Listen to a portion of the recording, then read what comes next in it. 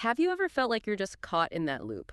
Working really hard, putting in all the hours, all the energy, but somehow true financial ease just stays out of reach. It really makes you wonder, doesn't it? Like, am I missing something fundamental here? Is there maybe a totally different way to think about money? Something beyond just, you know, work harder? Welcome to the deep dive. Today we're diving into an idea that feels both ancient and honestly pretty revolutionary. It comes from Reuben Juma Onunga's book, Money by Alignment, Unlocking the Flow Beyond Effort. And our mission, our deep dive today, is really to challenge that idea we've all absorbed that money only comes from grinding it out, from sheer hard work. I have to say, the dedication and forward really hit home for me, speaking to anyone who's, labored tirelessly but still feels like abundance is sort of passing them by. Oh, absolutely. It's incredibly relatable. And our goal today is to explore what the author calls a hidden current beneath all that visible effort. The idea is that money responds not just to how hard you work, but to something called alignment. We're going to unpack what that means and how understanding it could genuinely change your financial reality. And honestly, in this age of, burnout and just constant information overload, these insights feel crucial. They're deeply spiritual, yes, but also strikingly practical. The author weaves together lessons from nature, scripture, philosophy, even just everyday life. It's quite compelling. Okay, let's jump right in then. The book starts with a pretty bold statement right off the bat. Quote, money does not always come by effort. It comes by alignment. Now, I'll admit, my first reaction was, well, think about all those late nights, But then he gives this analogy. He basically asks, if sheer hard work was the only thing that guaranteed wealth, wouldn't the farmer working dawn till dusk under the sun always be richer than, say, the executive playing golf on a Tuesday? How does that land with you? Especially given how much we're taught to just, hustle and grind. It's a really provocative image, isn't it? Oh, It forces you to stop and think. And to help us grasp it, he uses this radio analogy. Think about it. You could have the most expensive radio, the best technology, but if it's not tuned to the right frequency, all you get is static. Nothing comes through. He suggests many people are like that radio. They're working incredibly hard, burning energy, sweating, but they're metaphorically out of tune with the frequency of money. So alignment, in this context, is really about getting your internal state, your thoughts, emotions, actions synchronized with that flow of abundance. It's like tuning your inner radio dial correctly, making sure your inner compass points towards well-being. That way, you start attracting opportunities, you see openings where others may be putting in the same effort, just see roadblocks. That's wow. Tuning your inner radio dial. It really reframes the problem, doesn't it? Maybe the issue isn't the effort itself, but the internal frequency. Which leads perfectly into the next big idea, money as energy. Precisely. This is core to the book's argument. Money isn't just paper or numbers on a screen.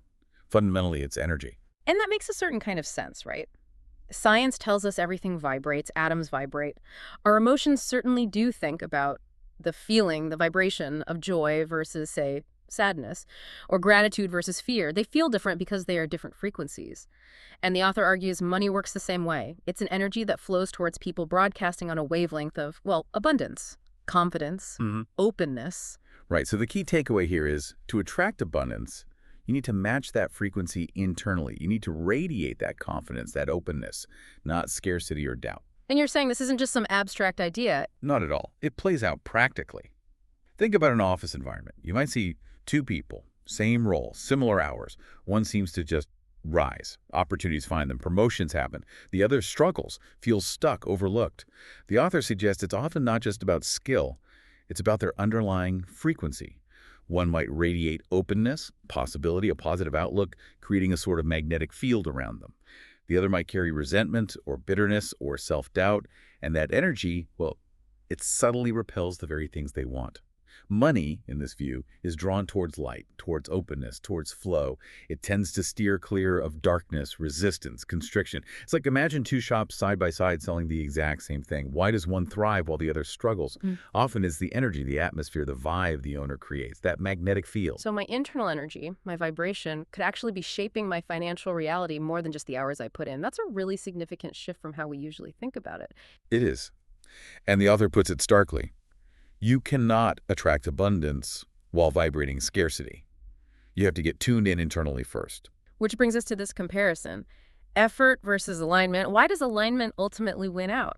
Well, because effort without alignment, that's often just exhausting and leads to burnout, frustration. You feel like you're spinning your wheels. But alignment, When you find it, acts like a multiplier for your effort. It makes everything flow more easily. Yeah, I really liked the image he used for this. He asks you to picture a man pushing this incredibly heavy cart uphill, straining, sweating, totally exhausted. Now picture another person with the same cart, but they found a path sloping downwards. Exactly. The difference isn't the cart or even how strong they are. It's the direction. It's aligning with the natural flow, the downward slope. That captures it perfectly. And he deepens it with another analogy, planting seeds.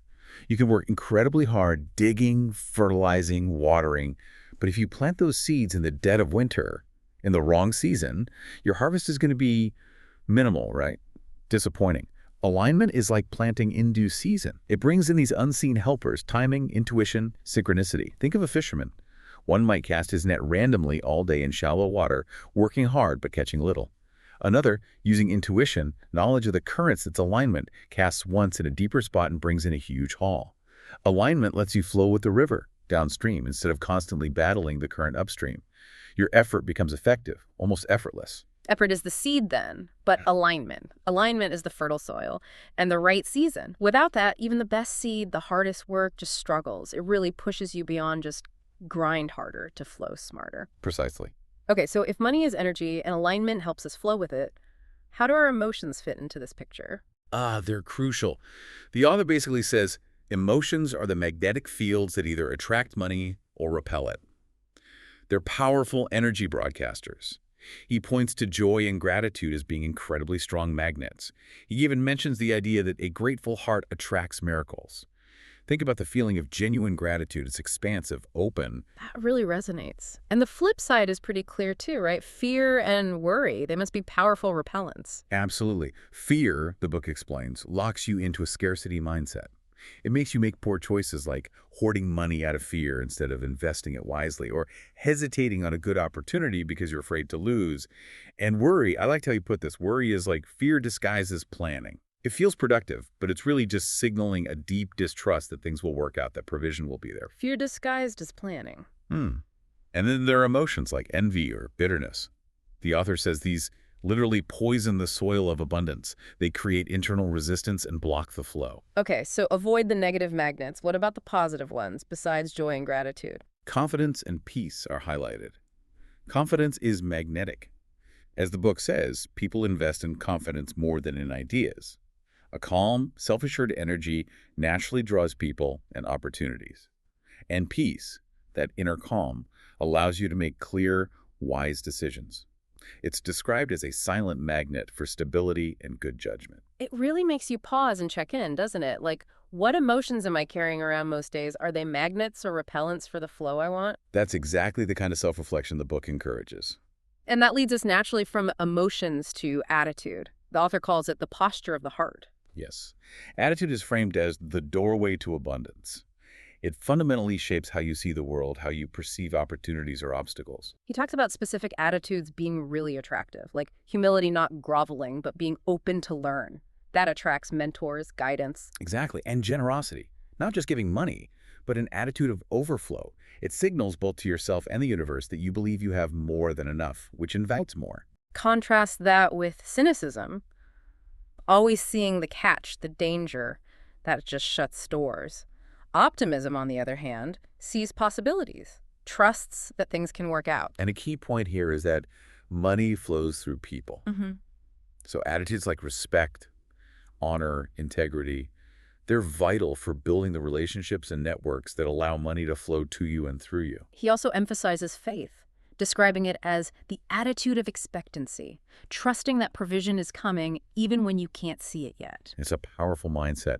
And it explains something interesting he points out, why lottery winners often end up broke again within a few years. Right. They got the money, sure, but they hadn't cultivated the attitude, the internal wealth mindset needed to sustain it or grow it. That's a sobering thought. It's not just about getting the money. It's about becoming the kind of person who can handle it wisely. Which connects directly to the next layer, purpose. Yeah, this felt really important.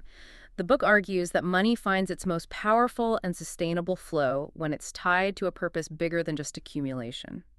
Purpose gives money meaning and direction. Without it, the author suggests, riches slip through fingers like sand. It lacks an anchor. He describes purpose as acting like both a compass, guiding where the money should go, and a boundary, preventing it from being wasted or used harmfully. It channels resources into life-giving directions. And he gives examples, figures like Steve Jobs or Elon Musk, maybe even Mother Teresa in terms of impact. Their wealth or their ability to attract resources wasn't the primary goal. It followed their alignment with a larger mission, a calling larger than themselves. So they weren't just chasing the money itself. No. The money came because they were focused on delivering value, on serving a purpose. The book states it quite directly. Service is the secret multiplier. It really prompts you to ask yourself, what's my purpose? And how does that connect, or how could it connect to my financial life? A crucial question. And when you're aligned with purpose, it seems you naturally start to understand what the author calls the law of flow. Yes, and this is where it gets intriguingly paradoxical. The core idea is the tighter you hold on, the more it slips away. The more you release, the more it returns. Money isn't meant to be a stagnant pool you hoard in a dam. It's meant to be a river, constantly flowing, circulating. So that instinct to hold on tight, often driven by fear, that's actually counterproductive. According to this view, yes. Fear is the enemy of flow. It makes you want to hoard. He uses that image of squeezing sand in your fist. The tighter you grip, the faster it slips out.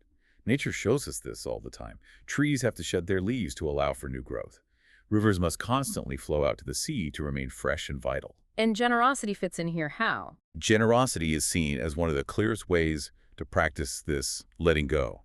It demonstrates trust in the flow, trust that more will come. Detachment isn't about not caring, it's about not clinging desperately to outcomes or possessions. Think of the farmer again. Does the wise farmer eat all his seeds? No, he sows them, lets them go into the earth, trusting in the harvest. That sowing is an act of release, a flow. Wow. And the author suggests that embracing this flow actually brings inner peace. Absolutely. Because you're freed from being enslaved by the fear of losing money. You trust the cycle. You trust the flow. That's incredibly liberating. Okay, moving from internal states to our external connections. The book really emphasizes that no one walks alone. Our social circles matter a lot. Yes, they're described as active shapers of our vibration. This is huge because, as the book puts it, wealth is never just an individual frequency. It is often the collective frequency. The collective frequency, what does that mean practically? He talks about the power of collective vibration. Think about the difference between being in a group where the conversation is always about lack, problems, what's going wrong. He calls these scarcity circles, and suggests they can literally create poverty traps through shared mindset. Okay, I can picture that. Now contrast that with abundance circles, groups where people celebrate successes, share ideas openly, genuinely support each other's growth. That kind of environment pulls everyone up. Because, as he points out, money rarely comes directly. It comes through people. Exactly. Relationships, networks, collaborations, that's how opportunities usually manifest. Yeah. So the advice is clear. Guard your atmosphere. Be intentional about who you spend time with. Seek out mentors or peers who lend you their frequency, their energy of possibilities, success, and abundance. That makes so much sense. It's like tuning your social radio dial, too, not just your internal one. Well put. Now, here's an idea that really goes against the grain of modern culture, the paradox of rest. Oh, this one is powerful. It directly challenges the myth of constant hustle, this glorification of sheer busyness we see everywhere. The author introduces this fascinating paradox of rest, suggesting that sometimes slowing down attracts more wealth and opportunities than endless striving. Slowing down attracts more. How does that work? That seems totally counterintuitive. Well, think about it. Rest, he argues, isn't emptiness. It's a gateway to clarity. He mentions figures like Archimedes shouting Eureka in the bath, or Newton and the apple breakthroughs often happen in moments of relaxation, when the mind is quiet, not frantically busy. Okay, so rest fosters insight. What else? There's an energetic component, too. Peaceful energy attracts more than frenzied striving. Think about it. Desperation has a repelling quality, doesn't it? Yeah. Whereas calm confidence tends to draw people and opportunities in. You can expect in nature's rhythms, too, the seasons, the tides. There's always a cycle of activity and rest. Non-stop output isn't sustainable or natural. So rest isn't laziness. Not at all. He frames rest as an act of faith. It's trusting that provision will come, that you don't have to force every single thing through sheer will. He concludes, rest is not laziness, it is strategy. Rest is strategy. I like that. And the idea that slowing down can actually speed up progress in the long run. That's really interesting. It requires a shift in perspective, for sure. And weaving through all these ideas, energy, emotions, attitude, purpose, flow, community, rest is this underlying spiritual dimension. Absolutely. The book makes it clear. Money is deeply spiritual. It acts as a mirror, reflecting our inner state, our beliefs, our connection to something larger. Faith, in this context, isn't passive hope, it's active trust. It's acting as if provision is already on its way, even when you can't see the evidence yet. And gratitude comes back in here, too. Big time. Gratitude is presented as a force that actively multiplies what you have. Why? Because it shifts your focus from what's lacking to what's present, creating an energetic state of abundance. He uses the example of Jesus giving thanks before multiplying the loaves and fishes. The gratitude preceded the miracle. The book also touches on universal spiritual laws, like sowing and reaping. What you put out energetically comes back to you. And the importance of stewardship, seeing money not as your possession, but as a resource entrusted to you, to be managed wisely for good. And the ultimate goal isn't just accumulating stuff. No. The message is that money should be a servant, not a master, and that true wealth is peace, inner peace, purpose, well-being, which goes far beyond just the numbers in your bank account. So after exploring all these powerful concepts, what's the takeaway for you listening right now? How do you actually live this? Well, the good news is the author provides a practical roadmap. This isn't just theory, it's about daily alignment. It's a journey, not a destination. Right, it's not a one-time fix. Yeah. He lays out steps like, first, cultivating deep inner awareness, really understanding your own thoughts, emotions, attitudes, then consciously aligning your daily efforts with your deeper purpose, and importantly, learn to truly honor rest as part of the cycle. Exactly. These are actionable things, like making gratitude a conscious daily discipline, intentionally choosing who you associate with, those abundant circles. And when opportunities arise that feel aligned, acting boldly from that place of confidence and trust rather than fear or hesitation. The core message is that alignment is a lifestyle, not a one-time choice. It's about consistently, intentionally tuning yourself to these principles every day. So as we wrap up this deep dive, the big picture is really this. Money isn't just about effort. That's part of it, sure. But the missing piece for so many is alignment. Alignment with your own energy, your emotions, your core attitudes, your sense of purpose, those natural rhythms of rest and activity, the energy of your community, and yeah, those deeper spiritual laws. It's a profound shift. Wealth, seen this way, isn't something you conquer by force. It's something you welcome through achieving inner harmony and outer resonance. So maybe a good place for you to start is just to reflect. Which one of these areas feels most out of sync for you right now? Is it your energy, your emotions, finding purpose, allowing rest, your community? Don't try to fix everything at once. Just pick one aspect of alignment that resonates, that feels like the right starting point for you, and begin to focus there. Small shifts can make a big difference over time. And here's a final thought to leave you with. If true abundance, as the book suggests, is really holistic, if it includes peace, joy, meaning, purpose, not just money, then maybe the greatest wealth you can cultivate isn't just what shows up in your bank account. Maybe it's who you become in the process of learning to align with these deeper, more harmonious truths.